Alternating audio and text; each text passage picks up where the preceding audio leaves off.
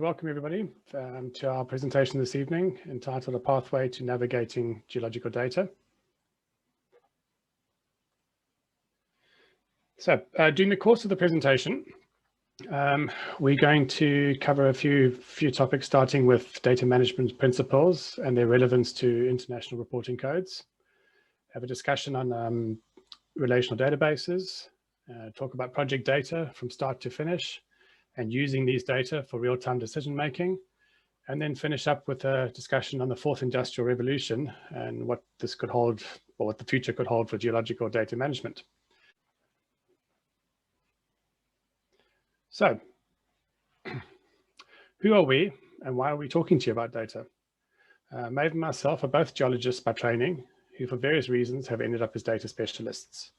Maeve is based in our Vancouver office, and I'm in the UK Horsham office, which is very close to London. Maeve is, I'm going to hand over to Maeve, and she's going to introduce herself, and then we'll carry on. Hi, everyone. Welcome to our presentation today. I'm coming to you from beautiful British Columbia, but I've spent most of my working life working for various different exploration companies, mining companies, consulting companies in South Africa, Zambia, and in Canada. I specialized in databases, specifically the acquired database management system a few years ago, but I've been exposed to quite a few other ones as well along the way. As Francois mentioned, CSA was bought by ERM a couple of years ago, and so now it's great being part of ERM to get involved in a bit of environmental data management. So over to you, Dave. Thanks, Maeve. Like Maeve, I'm also an accredited acquire user, as well as a Datashed expert. As a consultant, our days are pretty varied. And in addition to the pure database work, our typical day, we could end up doing QA/QC reviews, project evaluations, technical reporting, all sorts of things. So it's never a dull moment. All right, so CSA Global, as Francois mentioned, was purchased recently by ERM. We're an international mining consultancy and one of the few consultancies with a dedicated data management team. We have relationships with various software vendors that are agnostic, and they can therefore provide independent, unbiased advice. As mentioned a couple of minutes ago, Maeve is an acquire expert and I'm a Datashed expert, but we're both familiar with other software packages, including GeoBank, GeoSpark, Fusion, Equus, which is an environmental database management tool. The graphic on the screen is the cover of The Economist from 6th of May 2017. And the strapline, the world's most valuable resource is no longer oil, but data, is interesting and indicates a shift in the prominence of data in the modern economy. Our aim is to provide an introduction to geological data management and database practices. It can seem like a minefield out there with multiple technologies, software applications, and other technologies. And at the end of the presentation, we hope that you will have a good overview of geological data management and enough knowledge to be able to ask the right questions. So what is geological data? In essence, any data that are customarily used in connection with exploration or mining. Can include maps, surface geochemical, drilling data, geophysical data, hydrogeological data, environmental data. And what are best practices? A best practice is a method that is generally accepted as being superior to the alternatives as it produces superior results. So some of the fundamental points or fundamental truths when it comes to data is every decision made throughout the life of mine is based on data. And in the pre-production phases, the database is the primary asset. Before getting into some basic data management principles, we would like to touch on some of the common issues. As part of our jobs, we're exposed to a lot of different projects and commodities across the world, and there are some common issues that we see time after time. One of the most common is multiple database versions. In other words, which is the master database that we should be using, or which is the version, which is the point of truth. Closely tied to this would be missing data. Data being captured in a local version of a spreadsheet or a database somewhere, and they're missing from the so-called master database. And missing data that we typically see can be assay results, it can be your density data, it can be hole data, hole diameter, recovery data, QA/QC, all pretty crucial stuff, and all things that you've spent money in producing and generating. Missing metadata. data about data, collar survey details. Is it a GPS survey or is it a differential GPS? GPS could easily be out by 5-10 meters, whereas a DGPS should be within centimeters. What about assay methods and detection limits? There's maybe a big difference between an aqua read digest in a fresh gold sample compared to a screen fire assay. Multiple assay methods. Quite often we see multiple assay methods for the same sample and the same element in a database. So that that we need to review that and talk. Recently, we had a client. Recently we had a client that gave us their database to review, and they've got a good duplicate sampling regime. But what they were doing was, for each of the duplicate pairs, instead of putting the original sample result in the database and keeping the duplicate as their check or as their the precision calculation, they were taking the higher of the two samples every time. So in other words, they were biasing the data set and creating only downside if the project was ever to be mined. So we're going to start with some basic data management principles and how they relate to the international mining or reporting codes. The fundamental data management principle is rubbish in equals rubbish out. There's a danger that once information have been captured and are available in a database, they are taken as gospel. In the ideal world, this would be correct, but we often do not live in the ideal world. So the data management is all about determining truth and giving us determining truth. And what do we want to do with it? We want to derive meaning, and deriving meaning or creating value out of it. There's an interesting quote from Carly Fiorini, who was CEO of Hewlett Packard from 1999 to 2005, which she said, the goal is to turn data into information and information into insight.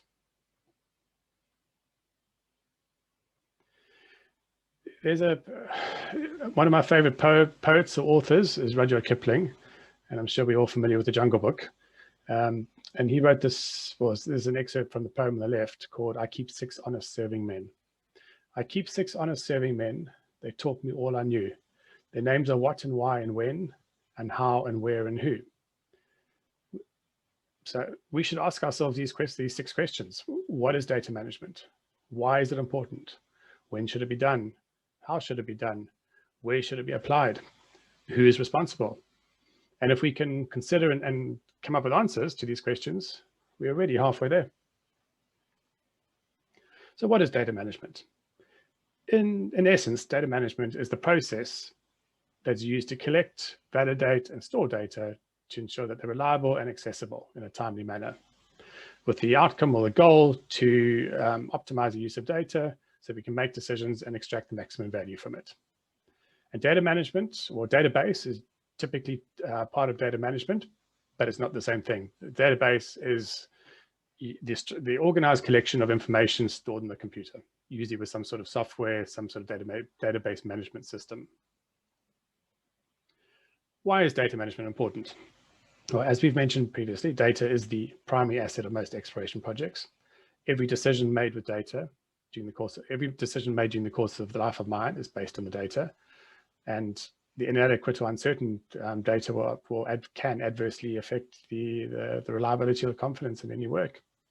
Silos, obviously we want to try and avoid silos and enhance collaboration and integration.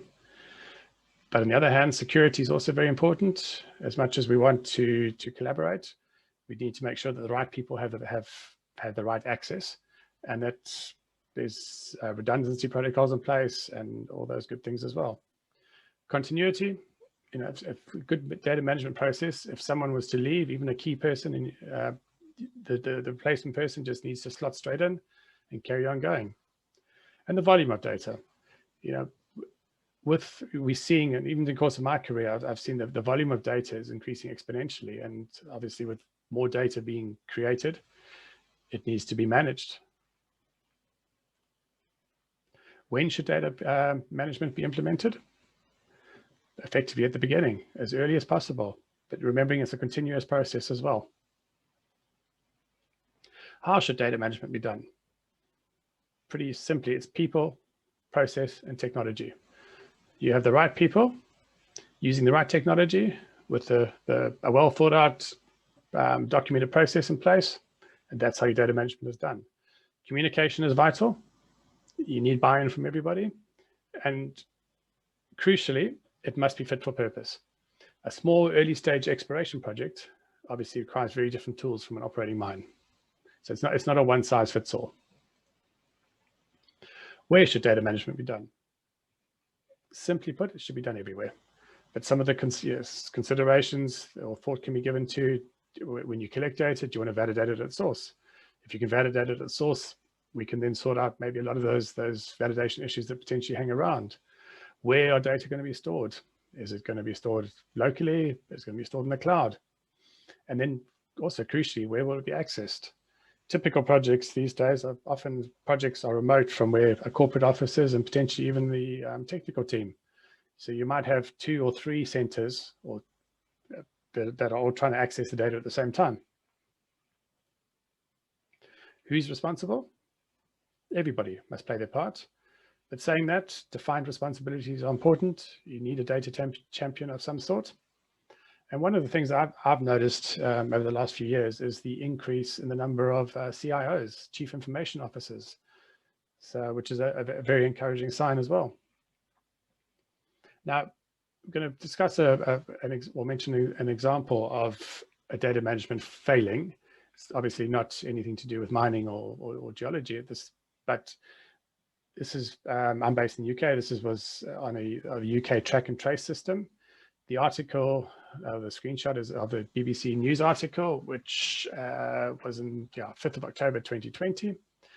And essentially what happened was that Public Health England were using an old version of Excel and ended up losing about 16,000 COVID cases, which is obviously pretty crucial if in your whole track and trace, and the whole idea is to be able to track and trace them.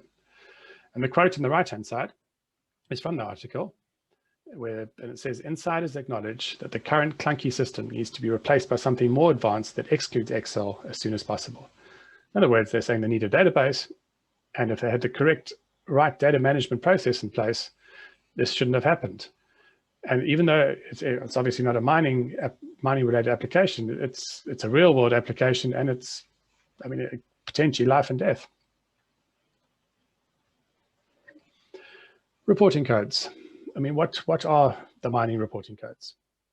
They are a required minimum standard for the public reporting of exploration results, mineral resources, and mineral reserves.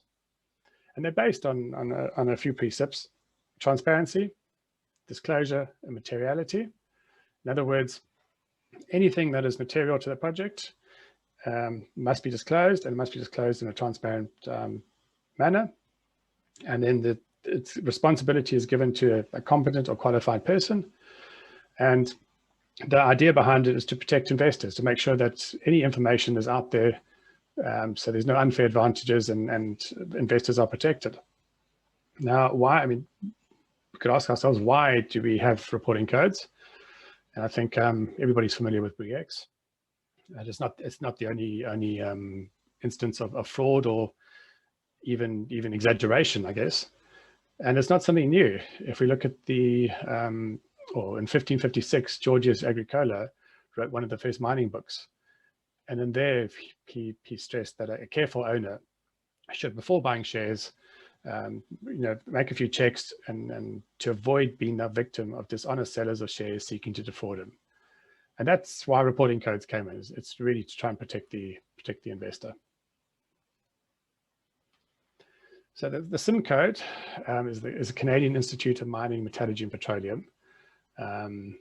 It's definition standards, establish definitions and guidance for mineral resource reserves and studies in Canada, which are incorporated into the National Instrument 43101, otherwise known as the NI 43101.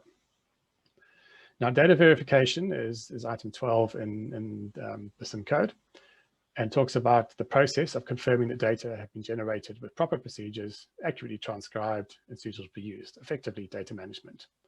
And there's some checks that the qualified person needs to make, and as well as the limitations and effectively, and ultimately, the qualified person's opinion on the adequacy of the data for the purposes used in the technical report. The JORC code 2012 also describes or mentions data in a few cases, in a few places.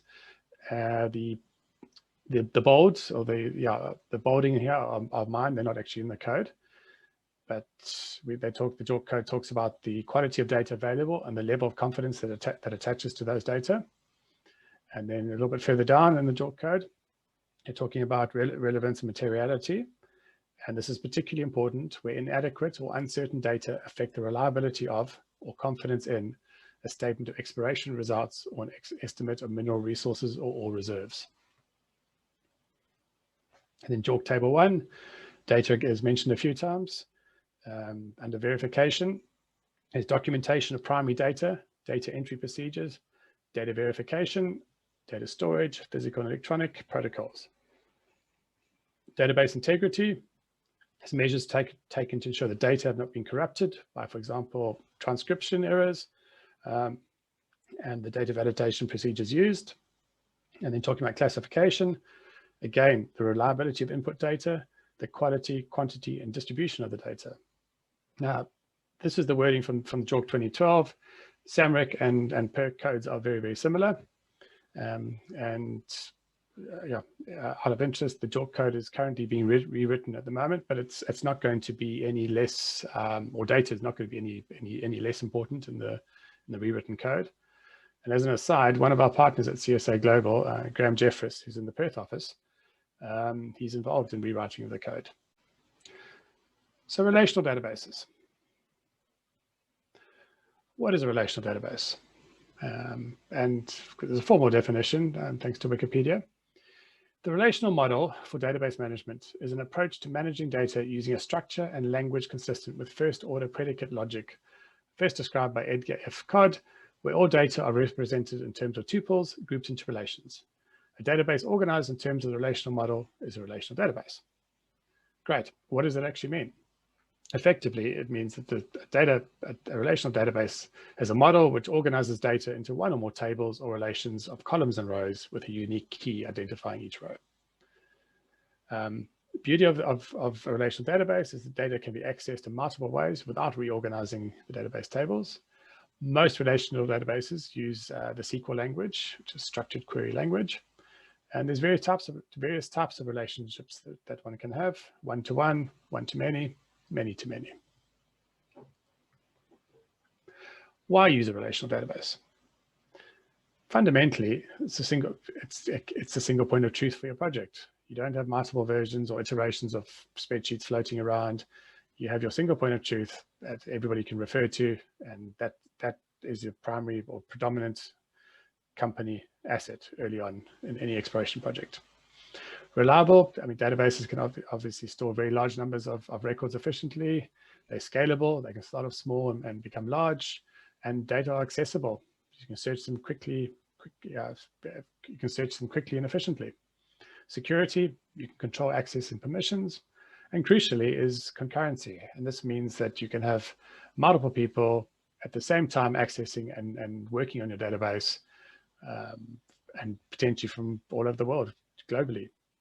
Links to other applications. Most data is going to end up in certainly early on, most data is going to end up in some sort of 3D modeling software, be it Datamine or Leapfrog, Serpac, Micromine, Vulkan. And by having a relational database with the right setup and constraints and the right setup, it ensures that when data are imported into or these products linked to the database, you've got a validated data set to work with. Some common relational database terms are tables, primary keys, foreign keys, stored procedures, constraints, triggers, and my favorite, views. So a relational database table. I mean, it's actually, they look in appearance is similar to Excel, but it's got several differences. So tables consist of columns or fields and rows or records. Each row needs a unique identifying key, which is your primary key. And the columns or the fields have a descriptive name and a data type. So that you can you can restrict a type to whether it be a number or an alpha or a numeric or a date. And there's probably about a dozen or more than that different types that it can be restricted to. And in the example here, it's obviously a simplified one. We've got a collar table with the borehole ID, which links to the asset table. Also links to the sample table there. It's got your sample ID, etc., which then links to the assay table based on the sample ID and links to the lithology reference table based on the lithology code. So keys, we've got the primary keys, which we've mentioned before. These are the unique keys, unique for each record. And obviously, because they're unique and they ensure that there's no duplication, each one must contain data. And common primary keys used in these sort of databases could be whole IDs, sample IDs, depth, or a combination thereof. In the screenshot in the middle, the primary key, the PK, is the yellow key. And in foreign keys, what are those? They're used to define relationships between table and enforce referential integrity. What does that mean? It basically means, they're often used for library or reference data, sorry, and it basically means that if you've got a foreign key, it means that whatever's in that table, it must be in the table that the foreign key is referencing. So quite often is used for a sort of library code. And if we would look at, take the second one down there, table leases. In that case, you would have a separate table with a list of leases or lease codes, and anything that goes into the collar table, any lease details that go into the collar table would have to be in the reference table. Otherwise, the foreign key wouldn't allow them to be imported. And this ensures the referential integrity of the database. Here's an example from a database of all the codes that were in the database used to describe alteration. And it's nice and descriptive, fair enough, but practically what happens when you want to extract all data that are strongly altered? It's not a simple process as it should be. And secondly, there's always a chance that you might end up leaving something out, not understanding or just missing out because there's so many different codes there. And ideally what you would have in your you have a library table or reference table with your alteration codes, alteration styles, etc., in two different tables, and that will be linked back to your geology table, and any codes that go into the geology table would have to be in the library table first, otherwise you couldn't bring them in. So constraints, we've discussed the primary and the foreign key. Another constraint that's quite often used is a not null, so it ensures that there must be a record in that field. And typically, you'd use that definitely for primary keys, but typically you use it for whole ID or sample ID, things like that link to another table. If you don't have that data, and then it becomes meaningless. And talking about, and constraints again can be a data type. And if we look at the screenshot from an Excel below of the whole ID, all looks fine until we look at the Y closely and we see that's actually 609001. And in Excel, that's fine. And you bring into your 3D modeling software, those records would come in, but the Y, and in this case the Z as well, wouldn't come in. And all it would mean is that later on when you're trying to display or locate your work in 3D space, you wouldn't be able to because you don't have the original coordinates for it. Triggers are a type of stored procedure, which is a saved SQL statement used to perform specific tasks that automatically fire when data in a table are modified. Very powerful, it happens automatically. And the one that I've highlighted here is, it's a check to ensure that any depth data in associated tables do not exceed the depth in the collar table. And if you think about it logically, if we've got a drill hole that's 100 meters deep, we can't have a sample from 99.9 to 100.9. And the trigger would then actually, in this case, links to each of the tables that's linked to the collar and ensures that that the depth data all makes sense. Views. So views are virtual tables. They're used to join or simplify multiple tables into a single virtual table. They often include calculations. Crucially, they do not change the raw data that underlies it. They're very powerful and are used often in relational databases. So here's an example from an acquired database. Everything's simplified, but essentially what we've got here on the left-hand side is the sample table with the samples on 1 meter intervals. Then there was a second phase of assaying where there was composite samples were created over 4 meter intervals. The assay table then has the results of the assaying, but the 1 meter samples were assayed for gold, and the composite samples were assayed multi-element.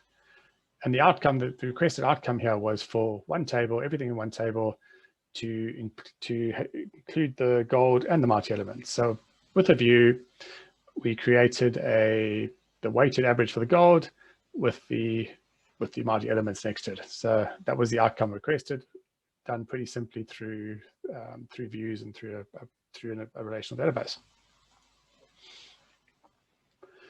This is another example. This is one of our client databases. It's hosted in Perth. I accessed it from the UK. It's a big database. It started off at maybe a couple of gigs, and it's now just under 70 gigs. Just out of interest, there's just short of 530 kilometers of diamond core drilling in the database. And what I did was write a quick SQL query and ran it just to check how many assays there were in the database, and came back in 2 seconds that there were just over 6 million assay records. And as an aside, with the commercial database we've been talking about, assay results are loaded directly from the assay certificates, so you don't get any chance of transcription errors, and it also ensures that all your metadata, etc., are captured. Here's another example. This was another query done. Again, this happened to be on a Datashed database, but it could be on any database. And the task was to select all samples in the database within 3 meters of each other in 3D space. So within X, Y's, and Z's, write a quick SQL query, and then spit out any samples that are within 5 meters or whatever the distance was. We were just looking for twin samples. So any samples within 5 meters of each other that are not in the same drill hole, obviously. Here's another example. Again, this is Datashed. This is using the Datashed intercept calculator. Again, powerful, nice and very quick, very easy. Great way of calculating intercepts for press releases, etc. You put in your criteria. What's your minimum interval width?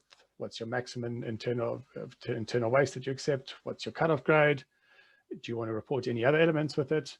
And then you run it. And in this case, it's a tungsten, WO3%.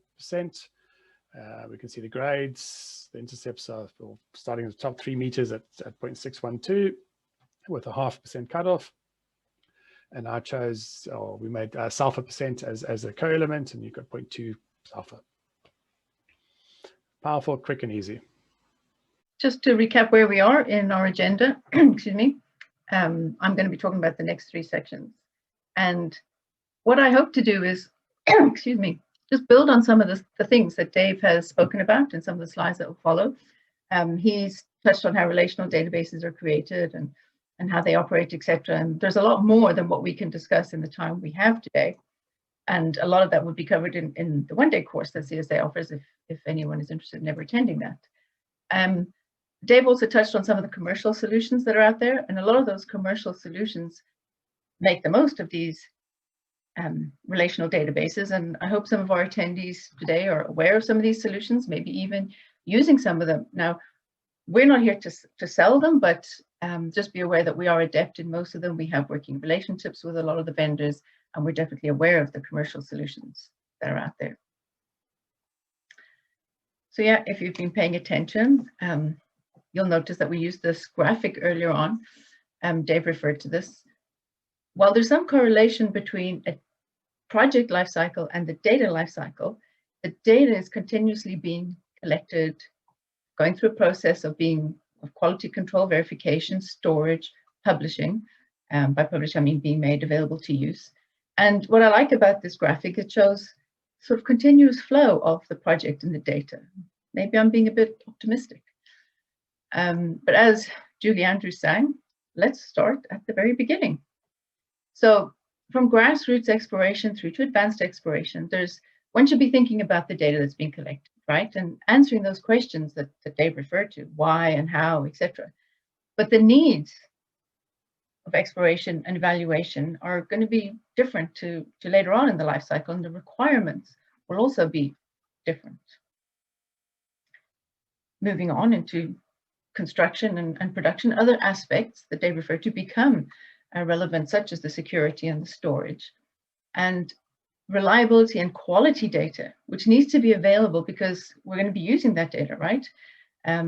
Maybe it's information that's being fed to the mill, or the mine planners need to know where they're going to advance their operations. One of the mines that I've supported for a couple of years has had a bit of a turnover in staff. And what I love to hear when I speak to them, when they tell me about certain people have left and new staff have come on board, that the operations and the processes that we set up were so sort of routine that they could do what they were employed to do using the data management processes with minimal sort of training, and they can receive the training from the staff that is already there in operation. And that's great to hear. Now, we wouldn't really expect a producing mine or commercial operation to have a plethora of Excel files or paper logs or whatever, but they might be the stage where you're in production and you have a separate database for exploration and you need to bring them together. Also, during production, as Dave said, there could be silos starting to develop. And so questions need to be asked then about what are we doing with all this different data that we're acquiring. The geoscientific database will probably start with the geology and often just be referred to as the geology database.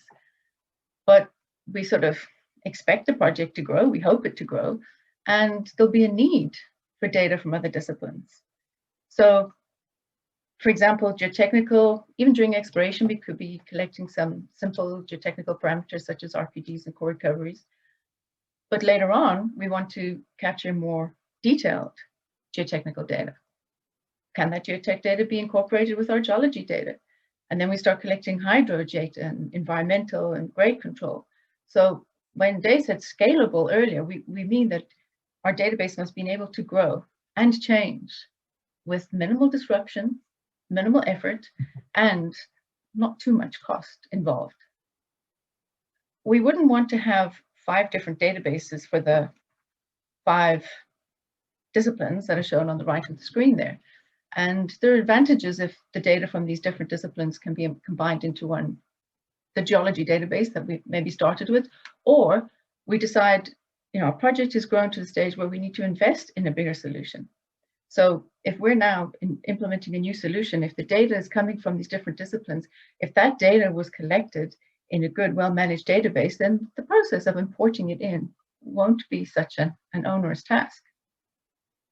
But the solution used at various stages could depend on the stage, or it could be one that grows. In this slide, I'm sort of emphasizing 2 things. One is the picture on the right was a colleague of mine a couple of years ago, geotechnical engineer.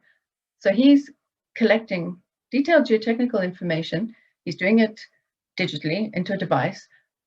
But the thing is that this particular project had its geology database. So in that database, the core that he is logging, that drill hole was captured in the database. Its coordinates are in the right system. It's been surveyed. The geologists have done their lithological, mineral, all that kind of logging that the geologists do. And now he's adding to the same database. Because they used a good database system, they have a logging tool built into it. All the rules that were set up in the main database are carried over into this device and that he's logging into, but he's focusing more on the tables and fields that he needs, the geotechnical ones. Any errors that might normally creep into it can be eliminated with the system that he's using. And he can also pull up a strip log on his device at any time to see where he is in the process of his drill hole, which is great if there's a few different people logging into the same drill hole. So he's not really logging into a black box. Now, Dave spoke earlier about a single point of truth, or we talk about one version of the truth. It's a phrase or a concept that's used quite often amongst data managers. I'm sure a lot of you are aware of it. And this graphic just shows us how, yes, one central database, it really is an advantage.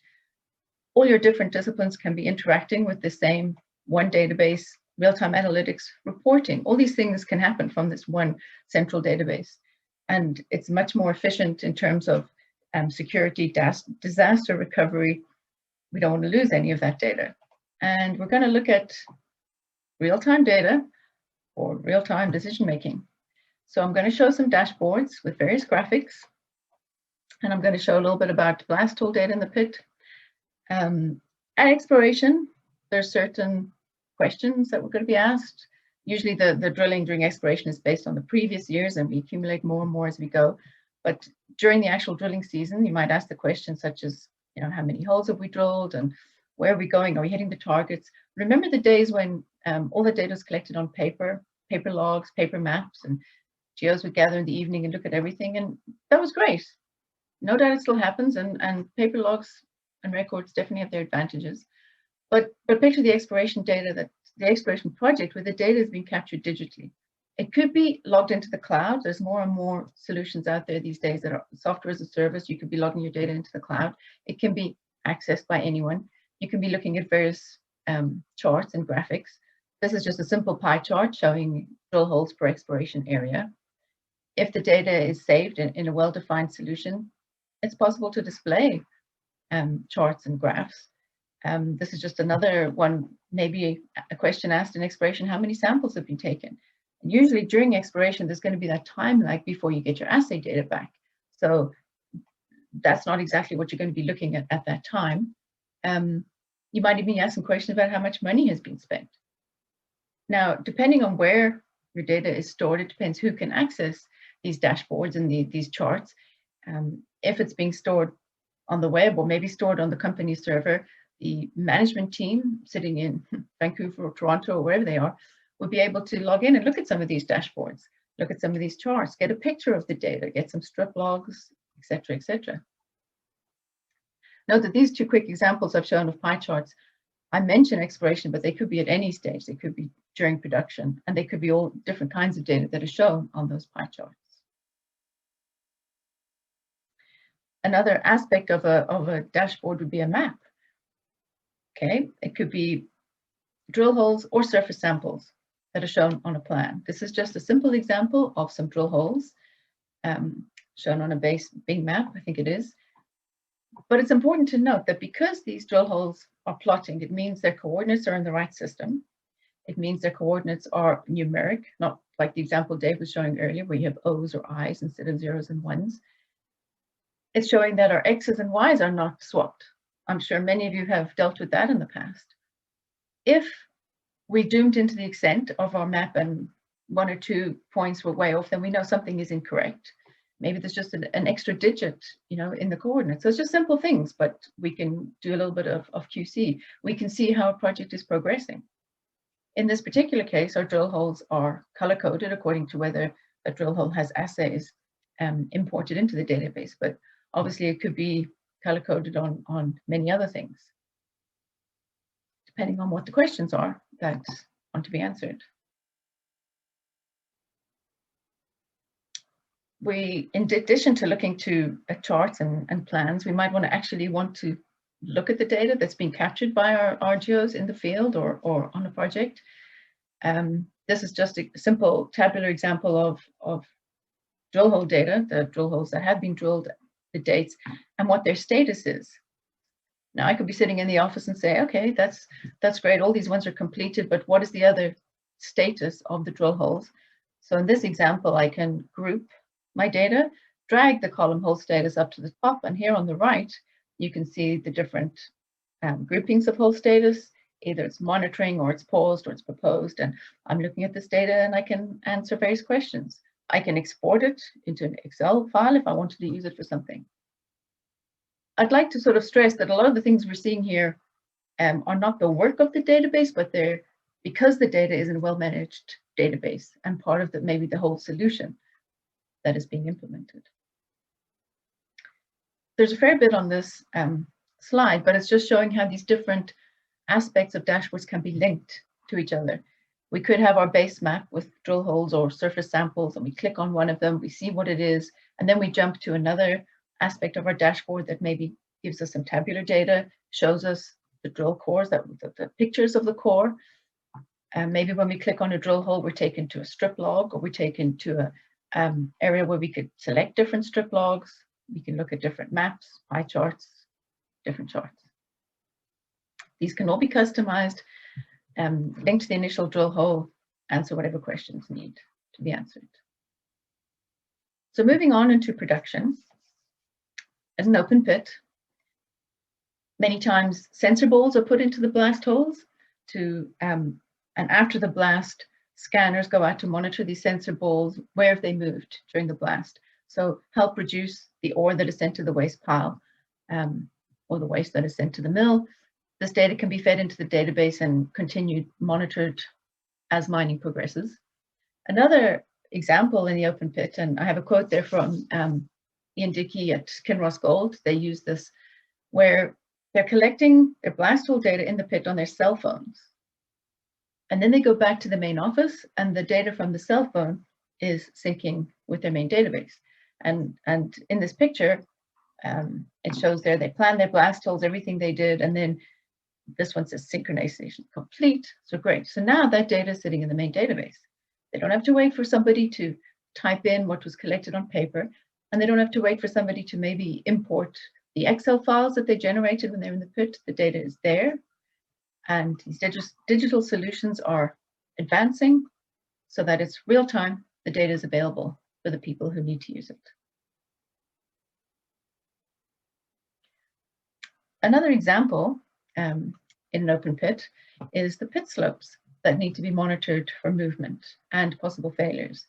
Failures do occur. We'd like to sort of know that they're happening, not be too unexpected, maybe manage them or plan for them. And these can be interim slopes, or they could be towards the end of life of a mine. So they need to monitor changes. Any movements in the pit can be done with radar or prism data. And a lot of this data, capturing the sort of movement of the prisms, is fed into their geological database.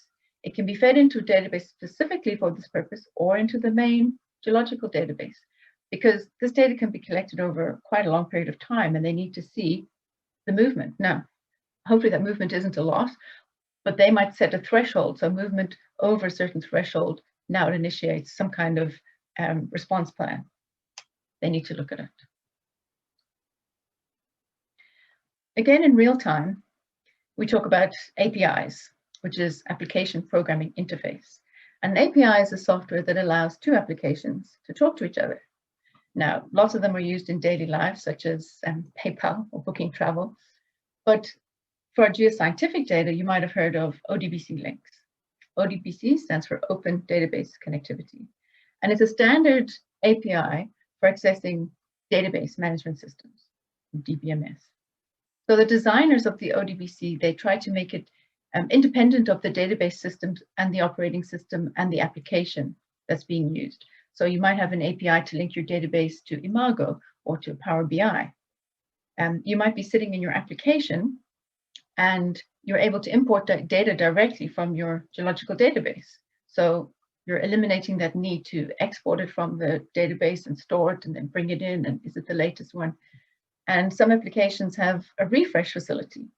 So update in your application any new data in your database, right? So that the users will know that they're using the latest data and reduce any risks in their decision making.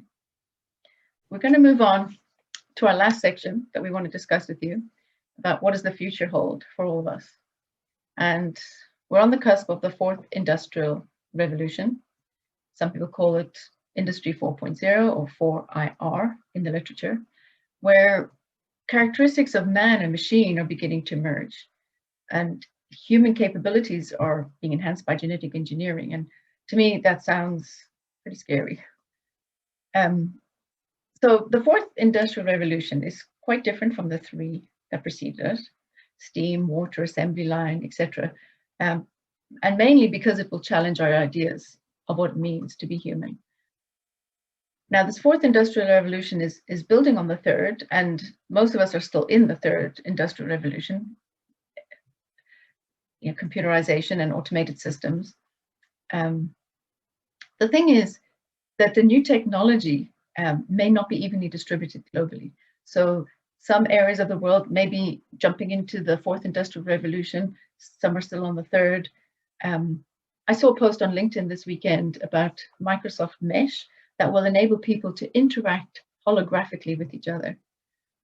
But I also read a report from the United Nations that says that more people in the world have access to mobile phones than basic sanitation. So the spread of this industrial revolution is not evenly spread over the globe.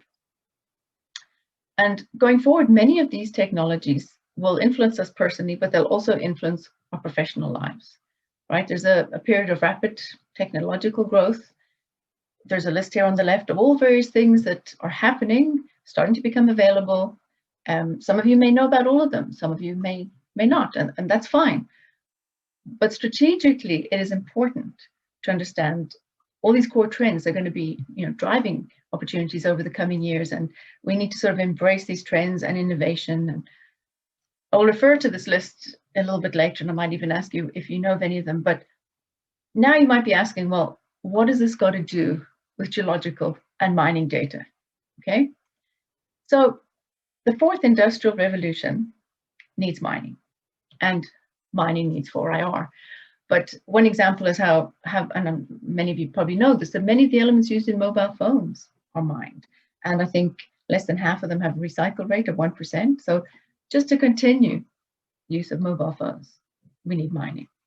And not even to mention batteries, that's a whole other story. But many of us will be aware of all the vast amount of data that's being collected.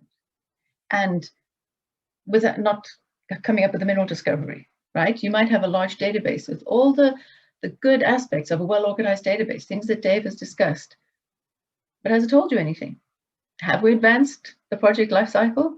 So now what's happening these days, the explorers are looking for ideas and ways to process all of this data.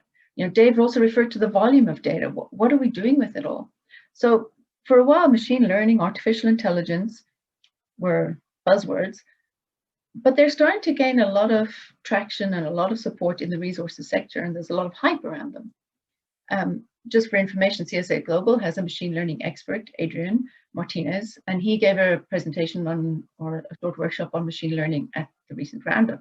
He also regularly gives training courses to mining companies on machine learning for geology. But in addition to us and what we're doing at CSA, there are quite a few other companies out there. You see them popping up on LinkedIn all the time. They're starting to focus on machine learning. But the important thing is they need the data sets to train their algorithms, right?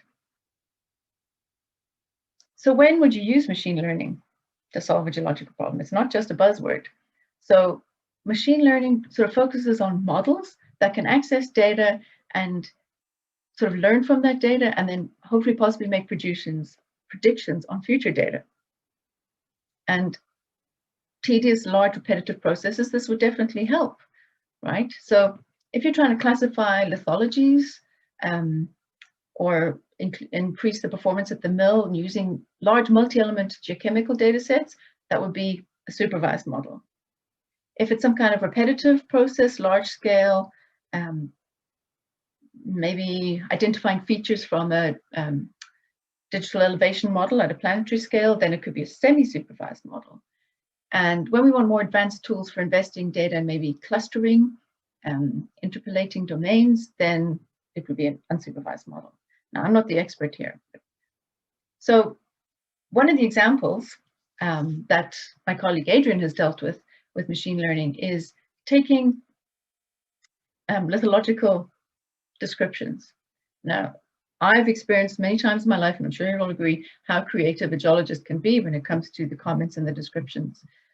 So if we take all of those words in that description and feed it into a machine learning model, come up with a bag of words, and then try and predict the probability of certain things, like here on the graphic on the right, we're predicting the probability of gabbro. And you can see in this example what was logged and the fields that have a high probability of gabbro. Most of them were true, some of them it didn't quite work, but that is just an example of how machine learning can be used in the geological field. Now, I just want to talk a little bit about PricewaterhouseCoopers did a survey with the joint survey with the Minerals Council of South Africa, trying to gauge how mining companies are using the fourth industrial revolution and moving forward. Now, I realize this was conducted in South Africa, but a lot of their findings are relevant to us here in Canada or wherever we are. There were 10 key insights to their survey, but I'm not going to go into all of them today. I just wanted to highlight 4 of them.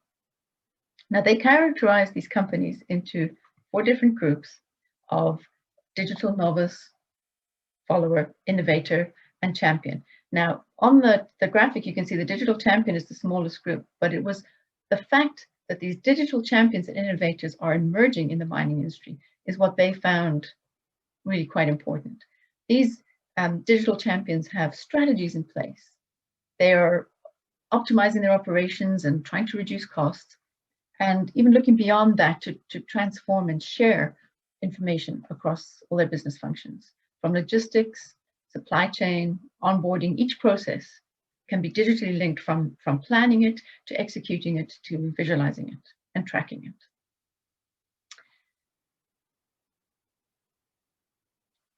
A lot of these companies came up with the benefits, right? So I think it was more than 10% of them, they expect a reduction in costs, but they also expect obviously a higher throughput or higher yield and higher efficiency. But what I found was really good to see was they expect an improvement in their health and safety. And some of them even see health and safety as a key driver. And some of them spoke of technologies like automated collision avoidance for heavy equipment. So that's great to see that they're looking after their people. They also found training the workforce would be a challenge, because reskilling the workers, not just for different jobs, but also to equip them to find other jobs when their skill won't be needed so much. But digital technologies can also be used for the training, so it becomes this kind of cyclic. There's the threat of cybersecurity, and they also, like when asked for the biggest hurdle, a lot of them came down to the data, right? Representing everything that they're collecting. Data is sometimes the biggest concern. So building that data foundation. One version of the truth, as we've referred to, is a priority for more than a quarter of these mining companies. It was interesting to see a lot of these companies that the drive for the fourth industrial revolution or just improving technologies was driven by the CEO. And one of the things they did in the survey, they asked people for their awareness of that list of things I showed earlier, blockchain and Internet of Things, etc. And if you're interested, well, blockchain scored the least, but connectivity and the Internet of Things, which was scored the highest. And most of the others on that list, they were either planned or they were piloted or they're already implemented, which is pretty cool to see. One example from our parent company, ERM, was with their client Concentrix, if I pronounce it correctly, Energy, which is a leading independent power producer. And they have a long track record of developing, constructing power generation assets, and they need to complete audits at each of these different locations. So auditing became quite complex, so ERM helped initiate a VR system to aid with the audits.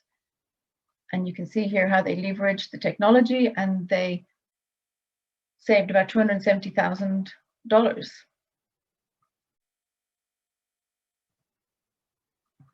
If you'd like to learn more about our geological data management courses or our machine learning courses, you can have a look on our website, CSA Global, and register. Introduction to Geological Databases is 1 day, and I think the machine learning one might be 2 days. So in conclusion, I hope you've enjoyed this path with us today, and I hope you realize that a robust geological database management system will help you, and it will aid you from capturing, managing, and using your data through discovery right through to your mining projects, regardless of the commodity that you're working with. The data will be invaluable as you transition to the future. CSA Global is supported by it says 160 ERM offices. Both CSA and ERM pretty much have a global reach. And if you'd like to connect with either myself or Dave, our email addresses are up there. We would love to hear from you.